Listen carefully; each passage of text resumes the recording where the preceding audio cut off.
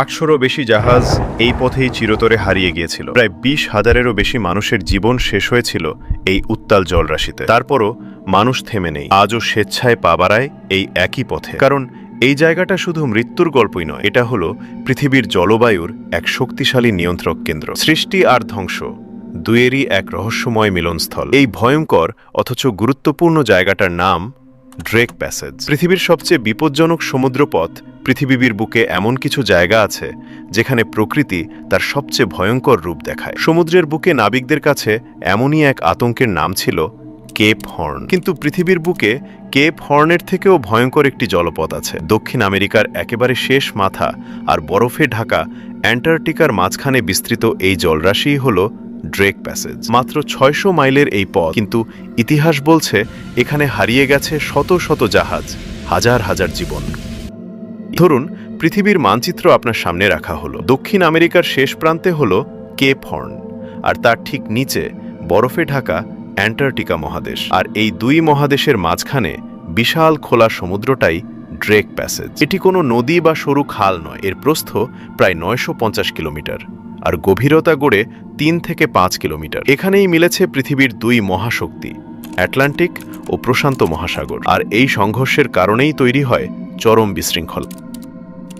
1578 সালে ইংরেজ নাবিক স্যার ফ্রান্সিস ড্রেক ঝড়ের কবলে পড়ে দক্ষিণ দিকে ভেসে যান। সেখান থেকেই ইউরোপীয়রা বুঝতে পারে দক্ষিণে আছে একটি বিশাল খোলা সমুদ্র। তার নামেই পরে এই পথের নাম হয় ড্রেক প্যাসেজ। তবে মজার বিষয় হলো স্যার ফ্রান্সিস ড্রেক নিজে কখনো এই পথ পাড়ি দেননি। এর আগে 1525 সালে স্প্যানিশ নাবিক ফ্রান্সিসকো দে হোসেস এই অঞ্চল দেখেছিলেন। আর 1616 সালে ওলন্দাজ অভিযাত্রী উইলেম স্কাউটেন প্রথম সফলভাবে এই পথ অতিক্রম করেন। এই পথটি কেন এত ভয়ঙ্কর? এই প্রশ্নের উত্তর লুকিয়ে আছে বিজ্ঞানে। 1. পৃথিবীর সবচেয়ে শক্তিশালী সমুদ্র স্রোত, অ্যান্টার্কটিক সার্কামপোলার কারেন্ট। এটি পৃথিবীর সবচেয়ে শক্তিশালী মহাসাগরীয় স্রোত। অ্যান্টার্কটিকার চারপাশে কোনো বাধা নেই, তাই এই স্রোত অবিরাম ঘুরে বেড়ায়। ফলাফল অপ্রতিরোধ্য পানির গতি, বিশাল শক্তির সংঘর্ষ। 2. 3 ঝড়ের মিলনস্থল। এই অঞ্চলটি 3টি ভয়ঙ্কর বায়ু অঞ্চলের মাঝখানে। Roaring 40s, furious 50s, screaming 60s। Drake passage ঠিক মাঝখানে থাকায়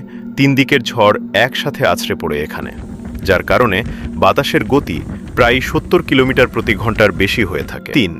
দানবীয় ঢেউ। এখানে ঢেউয়ের উচ্চতা সাধারণত 12 থেকে 15 মিটার। ঝড়ের সময় তা 20 মিটার পর্যন্ত উঠে যায়, মানে 6 তলা বিল্ডিংয়ের সমান বিশাল ঢেউ। এই অবস্থাকে নাবিকেরা বলে ড্রেক শেক। একটা জাহাজ তখন খেলনার নৌকার মতো কাঁপতে থাকে।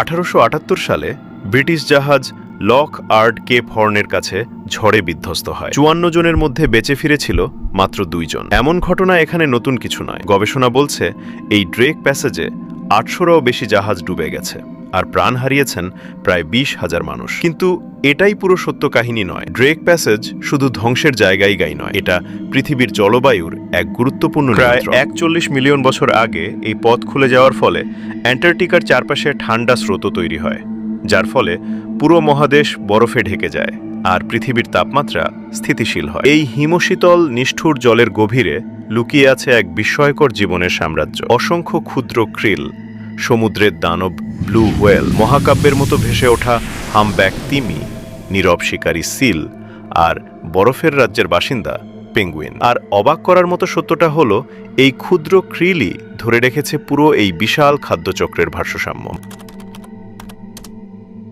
1914 সালের আগে প্যানামা ক্যানাল ছিল না, তাই ইউরোপ থেকে এশিয়া বা আমেরিকার একটি অংশ থেকে আরেকটি অংশে যেতে এই বিপজ্জনক পথই ব্যবহার করতে হতো, অথবা দক্ষিণ আমেরিকার নিচের আরেকটি বিপজ্জনক পথ স্ট্রেইট অফ ম্যাজেলান। বর্তমানে ড্রেক প্যাসেজ আর আগের মতো বাধ্যতামূলক পথ হিসেবে ব্যবহার করা হয় না, কিন্তু বর্তমানে এটি একটি অ্যাডভেঞ্চার জোন হিসেবে ধরা হয়, যেমন expedition cruise, fly cruise to Antarctica, extreme sailing experience. মানুষ এখন মৃত্যু ঝুঁকি জেনেও এখানে আসে শুধু সেই ড্রেক শেক অনুভব করার জন্য। যারা এই পথ পাড়ি দেয় তারা হয় ইতিহাস তৈরি করে, নয়তো ইতিহাস হয়ে যায়।